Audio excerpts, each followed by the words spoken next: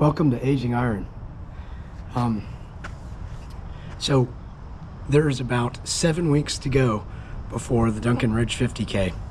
And I've been doing a video series on this, and I got kind of in an area where I got kind of burned out. So this video is about how to avoid burnout. And a couple days ago I did a run, and it was raining out, and it was a lot of fun. I was jumping in the puddles and I had a lot of fun. It kind of rejuvenated my training, and I really started to get down on myself because my times weren't quite as good as I thought they needed to be to get the race. I really want to finish it this year. I really want a finisher's medal, but I have to go back to something again from when I was in Outward Bound in the early 90s.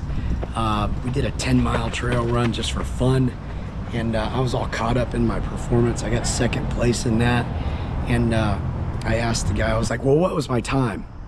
And he was like, it's not necessarily the time, but did you pay attention to the trail? Did you pay attention to where you had come from? Kind of saying in certain ways it's not the destination, but the journey. And he said, it doesn't really matter what your time is. He said, you finished it. And that kind of carried that with me for a long time.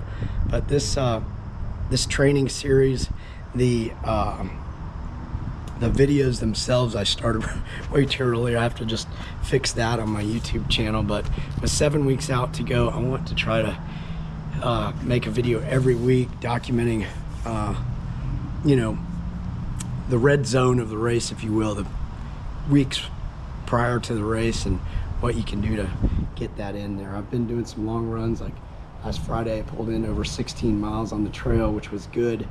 I'm trying to incorporate some long runs along the way, but I've kind of talked myself out of this depression. I think it was kind of a depression because I was so down on myself for, oh, you'll never do it, you know, should I even do it at all, blah blah blah. I'm going to do it, and I'm going to have fun doing it.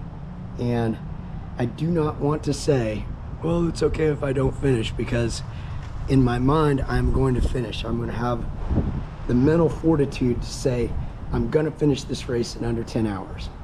I'm going to have, that's the positive self-talk I can offer as a gift to myself. So I don't know, if you're watching this far, thank you. And I want these videos to help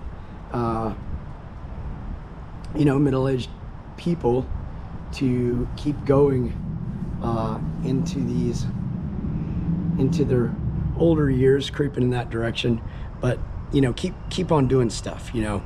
And I'm out having fun. I'm out here in Durham, Duke University campus. I'm going to do some interval training. I've got a new Garmin watch, which kind of rejuvenated my training too. There was a video a while back to say, you know, that's one of the tricks you can do to rejuvenate your running is, you know, I think it was buy a new pair of running shoes, but buy a,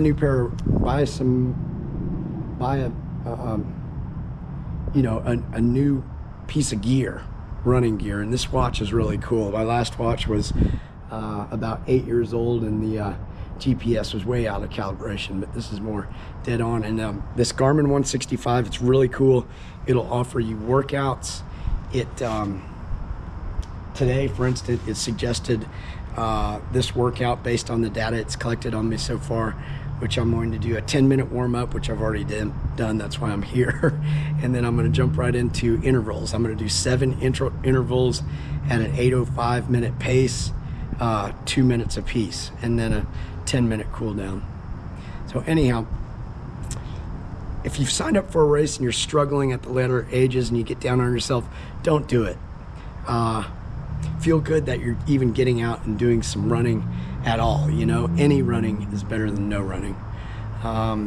You know, I'm finding this is some serious training I've done over the past few weeks. 14 miles, 10 miles, 16 miles, interval trainings. I can feel it on my body. Like my kind of tired and sore all the time, which you have to fight for your mental fortitude during that too. So anyhow, thank you for watching, and hopefully you'll gain some inspiration from this video, and I'll catch up to you soon. I'm gonna get some footage of some of these intervals here on the gravel track here at Duke University.